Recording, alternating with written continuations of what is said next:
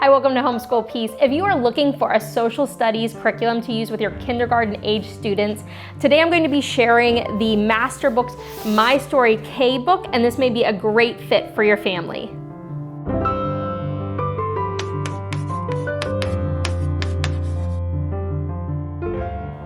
This year, we are using the Master Books My Story K with our kindergarten age student. And we are currently on week 7, so I thought this would be a great time to share what I think about the material and how things are going. Additionally, I am using the Master Books My Story 1 with my first grade student. I know 1 has been out a little bit longer than this K book. This one's a little newer. So if you are familiar with 1, I'll make sure to include some information about what's sort of similar between these two books, if that would be helpful for you. So the next thing I want to do is sort of jump right into how I organized my K material for the year, which will also give you an idea for the layout of the lessons. If you're the type of family that really enjoys having more of an open and go, everything's all in one, this is really it. It all comes in one workbook. It has the social studies material that you're going to be reading to your student, as well as the activity pages and any of the things that they're supposed to cut out. It's all included into one book. You can leave it all in one book. I prefer to have mine in a 3-ring binder. It does come with the holes punched already through the book, which makes it really easy to then tear out pages and put it directly into a binder. So I used a binder for this year, and it just really helps me organize, and so I know what exact pages I'm trying to grab for that particular lesson or week. In my binder here, I have set up 4 tabs as more of like teacher material. I have a daily schedule, teaching information, answer keys, and then worksheets. For the daily schedule, this came right from this workbook that I tore out and put right into this teacher schedule section. And you can see here that there is 36 weeks of lessons in this workbook, and they want you to do 2 lessons each week. They expect each lesson to take about 30 minutes. I found at first when I started off, my kindergarten student seemed okay doing 1 full part of a lesson like day 1 on 1 complete day. But then after, week 1, week 2 of school, I realized she started to get a little tired and not as interested in the lesson. So what I did is I have been taking the 2 days and breaking it up actually over 3 days of the week. So whatever 3 days work, we end up using parts of the lesson and we complete the full day 1 and day 2 that's scheduled for that week. We complete all the information for that week, but just broken up in 3 days. So do whatever works for your student. If they have the attention span to sit there the whole time and do it, then go for it. If not, you can break it up a little bit more. So you see where there's the due date. I've just been writing the date that we completed it and then checking it off the list. And with this, you can see there says first semester quest 1, first semester quest 2, and then second semester quest 3, and second semester quest 4. So with that, there are quests. And again, if you are used to the My Story 1 book, there are quests in this book. Well, there's also quests in the kindergarten book. And so they have it basically organized by like a little bit of either an adventure or a theme that you are following, as well as quests hunt that you're supposed to hunt through the material and find and collect words and collect some language cards, Bible verse cards. So you're basically collecting these things through the lessons, and it's really, for my student, she finds it exciting to be able to gather her next words or gather the next language card that she's supposed to learn for the week, and so that sort of makes it a little exciting for the lessons. In the teaching information section, I just put any of the pages from this workbook that were related to the material that I would be teaching, including things regarding some of these charting your course sections when you talk about like the talk time, go time, language time. These will also be very familiar to you if you have been using the My Story 1. A lot of the same sort of themes and concepts that you're following in this one, you'll see in the K book as well. I do have a section for the answer key, but in this level, the answer keys really is not needed too much. They're pretty simple, but that came from the back of the book, and I have it inserted right here. When I go into worksheets, this brings into this first page that I mentioned, the quest collector cards. So each one of these lessons that we have, or weeks we have 9 weeks of this first quest 1. We have the black bold words like families, countries, holy. Those were the words that we collected as we read through the material. And so whenever you start the week, I like to read this first first quest collector that we read what the special word that we're actually learning for the week and trying to find throughout our lesson. Additionally, in this section, I have what's called my book time. And so this is a small book that they'll actually create as they go through each week's worth of lessons. And this is really, I'm filling this in while I'm asking my student these questions. They, at the kindergarten level, which I found really great, they're not required to write out words. So in the level 1, they are writing short sentences, they are filling in the blanks, but in the kindergarten level, they're not. And that was really helpful for me because my kindergarten student, though she's starting to read, she's not at the place where she can fully write things out. So when she's working on the timeline book, I'm asking her the questions, I'm filling in the blanks, but then she's getting the activity for drawing certain pictures to create her book that's going to be her book of time. Then moving forward, I have these tabs running across down the side, which are, right now I see 1 through 8 is visible, but these are for the individual week's worth of lessons, and that's how I organized it. So just going back to the suggested 2-day schedule, I just put whatever worksheets for that first week went into the first week, second week goes into the second week section, just so that when I open for the week, I know what I'm working on. So we're working currently on week 7, so I can have just the information that I need for week 7 right included in my book. So for the example that I wanted to walk through though today, I wanted to share with you lesson 8. Since we haven't touched it yet, I wanted a clean lesson. So let's go ahead and jump into what a lesson actually looks like. One thing that I wanted to mention is when they are collecting their word cards, collecting their scripture verse cards and their language cards, they suggest to have something to put it in. It could just be a box or a bag that you have, but they mentioned even like a mini suitcase because it's all about sort of traveling and traveling the world as part of these lessons. I just grabbed this lunchbox that we had and they got to write their name on it to have their tag. And then inside this lunchbox, I just have her cards set up. So these are our language cards that she's already cut out. We have our scripture verse cards as well as our word collector cards. And so whenever she gets a new word or she gets a new scripture verse, we review it and then she gets to put it with this right inside what she calls her suitcase. And it's really just a cute way of organizing their material. So I wanted to make sure I mentioned that. So if you are using the K level, try to get something that your kids can put their information in.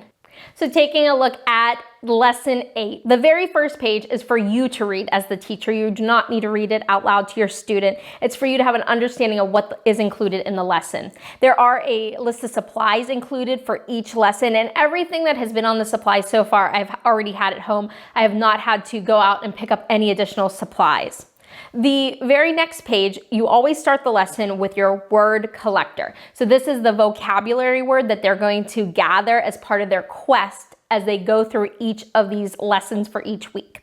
The word for today is actually words. So you can see it highlighted in yellow. It says words, and I would read the definition to my student. Words are letters and sounds that mean something to people. And we can see some pictures, so I'd have my student take a look at those pictures, tell me what they think, and maybe even read a couple of these words that they can see here. Moving on to the next page, we can see where it says go time. Now for go time, we can see right here this yellow word, words, the vocabulary word is highlighted throughout. So this is a great time when you're in this section to stop and pull out your word collector card. My student really loves these word collector cards. Really anything she gets to cut out, she finds really exciting. So I have right in my binder a sheet that has the words that we've been collecting. So the next one for her to cut out is the word words. On the back side of it, it has the definitions, which are the letters and sounds that mean something to people. So I can have her cut this out while I'm even reading the next section and we're talking about it. So I would actually just read to her, did you know that there are many children in the world who are not taught to read and write? So we would talk about what words actually mean. Then moving to the next page, at the top we see God's scripture time. There is a scripture verse for each lesson as you go through for each week. And so the scripture verse for the week is found right on these cards. Now typically when I obviously started these these lessons, it was a full sheet, but this week's is already down to just a 1 card, but I would have her still just cut along the dotted line, but it would come like this if you were starting fresh with a full card sheet. The scripture verse for the week is, trust in the Lord with all your heart and lean not on your own understanding. At this point, they're not really asking the student to memorize it, but obviously you can review it. You can review it during each of the lessons that you do during the week. When they're done cutting this out, as well as this word collector card, it goes right into that suitcase. So my student would put it right here with her other words she's collected and other scripture verses. So other ones that for the word collector we've done is things like uniform, holiday, culture, country. There's other words that we have worked on, and she would just add the card for words right with her other cards. Then for the scripture verses, here are the other ones she's had, and she would cut that out and put it right with it while we review it together. The last part of this lesson for the day is talking into our language time. Now, in this quest that we've been working on for the first one, we've been talking about ways to say thank you in many different languages. And with that, there's some geography built in, which I have loved so much. So right here, we're talking about the Czech Republic. You're teaching them how to say thank you in Czech. And then with that, they're going to be using their language card, which is another sheet that looks like this. I pulled it right out of that workbook. And right here, we can see that they would, it looks like this, but for our week, we're going to be cutting just this small card out, but it would come more on a full sheet. We're just only down to the 1 card. So they would cut that out, and then it has how to pronounce it on the back side. And obviously, if you need some help on any of these words, obviously you can look it up online if that's more helpful.